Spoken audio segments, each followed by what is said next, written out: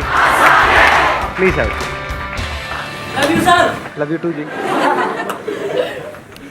आज मैंने कुछ टॉपिक ऐसा सोचा है जो आपकी इस एज ग्रुप के लिए काफी रेलेवेंट है, क्योंकि यहाँ पे सारे स्टूडेंट्स हैं। तो इस टाइम पे कुछ ऐसा है जो हमको समझना बहुत जरूरी है। इनफैक्ट इसके बारे में हर कोई बात करता है, लेकिन कभी भी कोई डीपली नहीं जाता इस टॉपिक के अंदर कि एग्जैक्टली इसका मतलब क्या है। दैट इज पॉजिटिव एटीट्यूड, कि हमारा एटीट्यूड पॉजिटिव होना चाहिए लाइफ को लेकर के, नेगेटिव नहीं होना चाहिए। अब ये पॉजिटिव एटीट्यूड क्या है? So positive attitude is being happy from inside. Positive attitude is कि हम अंदर से खुश रहें। Yes, sir. क्या उसका कोई रीजन होना जरूरी है या बिना किसी रीजन के हम खुश हो जाएं? कितने कहते हैं उसके पीछे कोई रीजन होना चाहिए, और कितने कहते हैं बिना किसी रीजन के ही हमको खुश रहना चाहिए? तो ज्यादातर लोग ये सोचते हैं पॉजिटिव एटीट्यूड का मतलब कि बिना किसी रीजन के ही हमको खुश रहना चाहिए।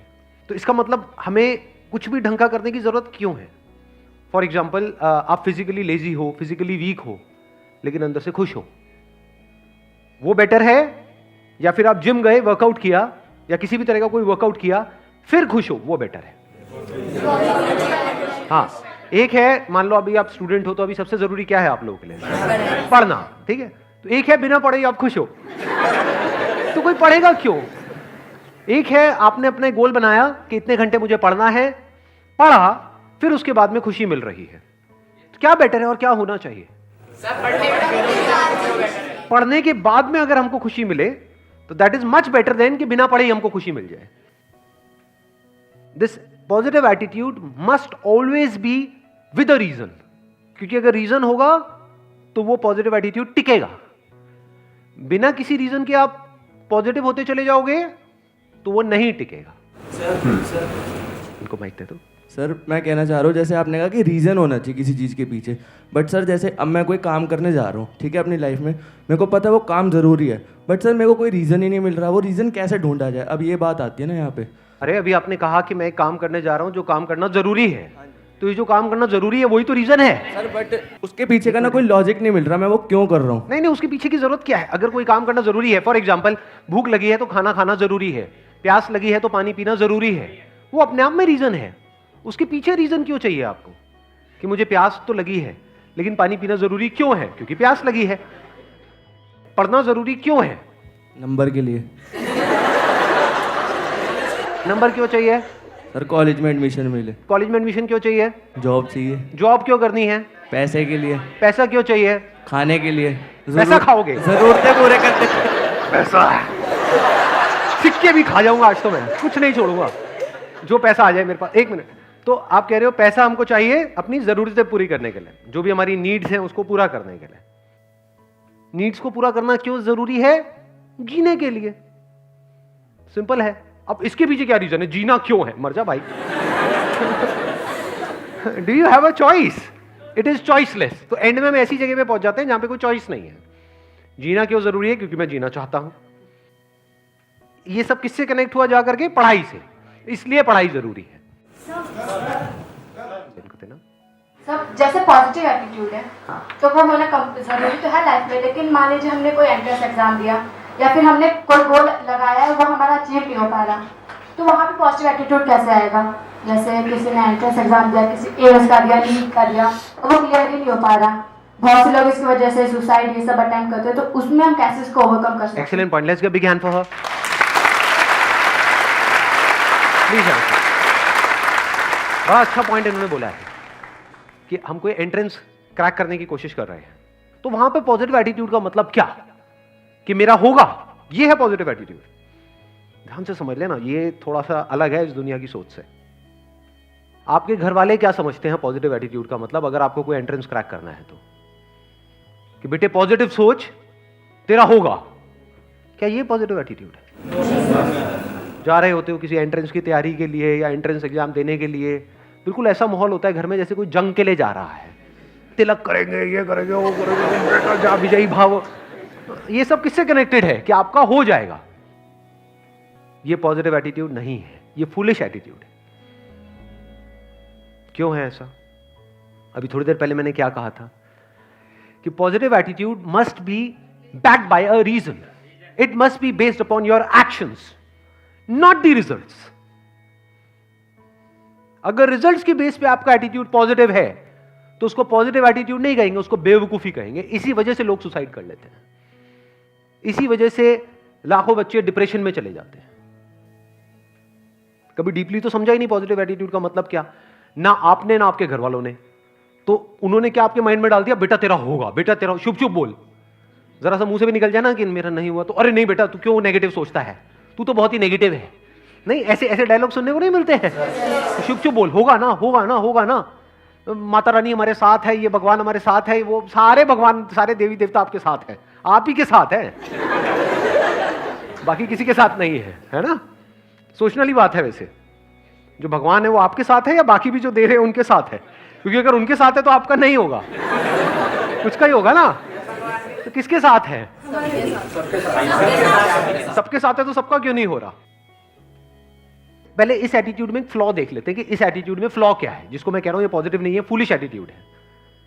आपने रिजल्ट के बेस पे अपने एटीट्यूड को डिफाइन कर दिया।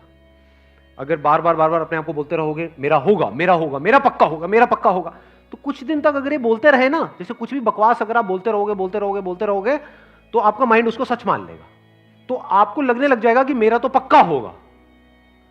और अगर इसके बाद भी आपका नहीं हुआ तो क्या होगा? बहुत मजा आएगा या झटका लगेगा कि ये क्या हो गया? जितना स्ट्रांगली आपने मान रखा होगा कि मेरा होगा, जितना स्ट्रांगली, उतना ही बड़ा झटका लगेगा। सही बात है या नहीं है? मतलब स्ट्रांगली मानने का मतलब क्या है? जितनी बड़ी एक्सपेक्टेशन उतना ही बड़ा झटका, जब वो एक्सपेक्टेशन पूरी नहीं होती, उतना ही बड़े लेवल पे आपका दिल टूटेगा, उतना ही आपको बुरा लगेगा। अब यहां पे क्या किया जाए? क्योंकि जो होना है या नहीं होना है, क्या वो आपके हाथ में है? क्यों नहीं है आपके हाथ में? आप कहते रहे हो नो सर, क्यों नहीं है आपके हाथ में? जैसे कुछ चीजें हैं जो हमारे हाथ में है। फॉर एग्जाम्पल यहां पर एक बॉटल पड़ी है, इस बॉटल को मैंने उठाना है, क्या ये मेरे हाथ में है या नहीं है? कितना मेरे हाथ में है? मतलब इज इट 1%, 2%? 100%। गया, बॉटल को उठाया, काम खत्म हुआ। मैं कह रहा हूं एंट्रेंस में होना ना होना आपके हाथ में नहीं है। क्यों नहीं है? सीट लिमिटेड है, क्योंकि आप अकेले नहीं हो ना। सोचो इसी बॉटल को उठाने के पीछे कंपटीशन होता। यहां पर अभी मैंने अकेले ने उठाया, लेकिन मैं आपके बीच में कंपटीशन करा दूं। जो भी आकर के सबसे पहले इस बॉटल को उठाएगा और अगले 5 मिनट बाद भी जिसके हाथ में बॉटल होगी उसको 1 लाख रुपए मिलेगा। बोतल तो बचेगी, आप नहीं बचोगे। बिल्कुल इसी तरह से होता है जब हम कंपटीशन में अपना जो एटीट्यूड है या अपनी जो पॉजिटिविटी है वो डिफाइन कर देते हैं according to the result. Positive attitude must be based upon your actions. Actions में क्या क्या आ गया?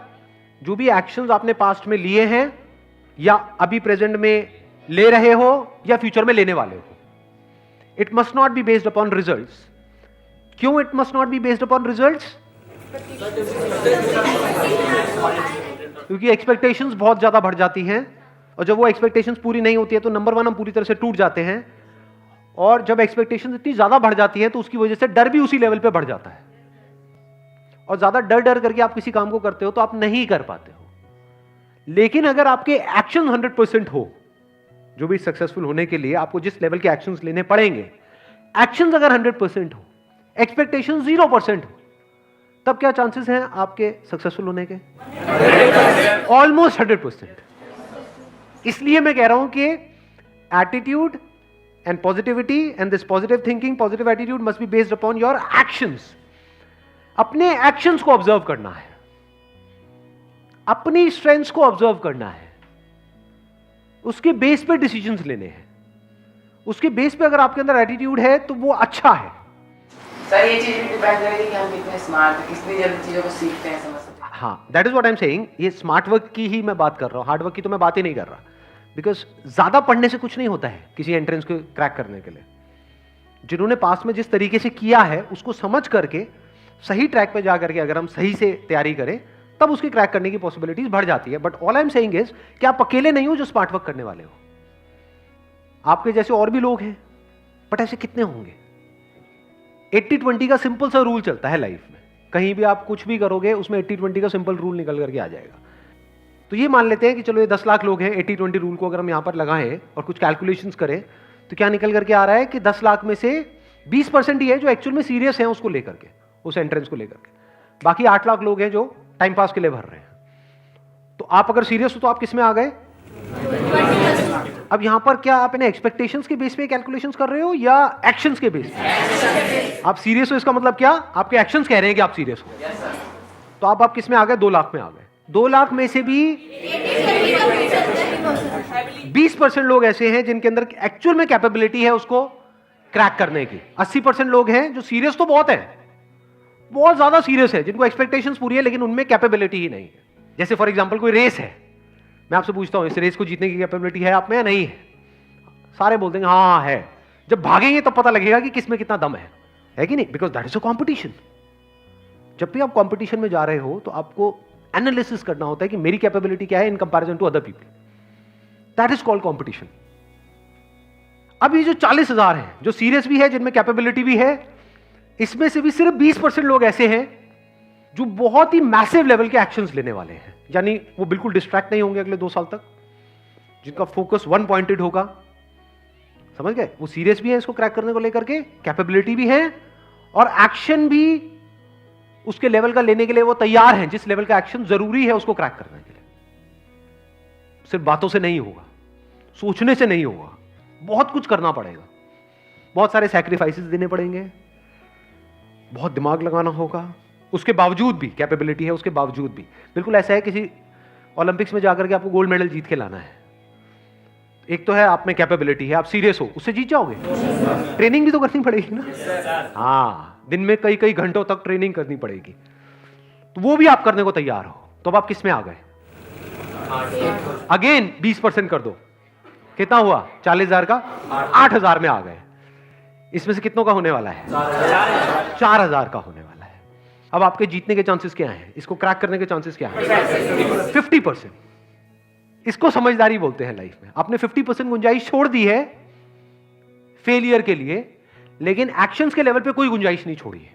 और आपका एटीट्यूड इस पे बेस्ड है, आपका जो प्लान है वो इस पे बेस्ड है कि अगर मेरे को एक्चुअल में इस पॉसिबिलिटी को 50% रखना है तो मुझे ये सब कुछ करना पड़ेगा जिसकी अभी हम बात कर रहे हैं। तो आपके भी माइंड में क्लियर होना चाहिए कि मेरी possibility based upon this logic is 50%, और आपके घर वालों को भी क्लियर होना चाहिए ताकि किसी को भी बाद में झटका ना लगे। अभी भी 50% है क्योंकि आप अकेले नहीं हो जो ये सब करने वाले हो, आपके ऐसे और भी बहुत सारे लोग हैं। बट अब आप बहुत सेंसिबल तरीके से आगे बढ़ रहे हो। अब आप में एक अलग लेवल का एटीट्यूड है, पॉजिटिविटी है विच इज बेस्ड अपॉन जो आपने पास्ट में किया या जो अभी कर रहे हो या फ्यूचर में जो करने वाले हो अगले 2 साल तक। उसके बेस पे आपके अंदर से एक एटीट्यूड आ रहा है जो दुनिया को नहीं दिखेगा। दुनिया को सिर्फ रिजल्ट्स दिखते हैं। दुनिया को यह नहीं दिखता है कि आप अकेले में क्या कर रहे हो। अकेले में क्या कर रहे हो तो किसी को नहीं दिखता है। अकेले में आप अपने कमरे में क्या करते हो तो किसी को नहीं पता है। और अगर किसी को दिख जाए तो मतलब आप अपने घर वालों को तो कहते हो कि मैं पढ़ रहा हूं इतने घंटे उतने घंटे, मैं ये कर रहा हूं वो कर रहा हूं। अगर मान लो वहां पे कोई कैमरा लग जाए और सब कुछ दिख जाए जो भी आप कर रहे हो, हार्ट फेल हो जाएगा माँ बाप का। ये कर रहा है, हम तो पता नहीं क्या क्या सोच रहे हैं, हमने तो पता नहीं क्या क्या सपने पिरोए हुए हैं। इसलिए मैं कह रहा हूं कि attitude and positivity and this positive thinking, positive attitude must be based upon your actions. इसको बोलते हैं real positive attitude, unshakeable positive attitude.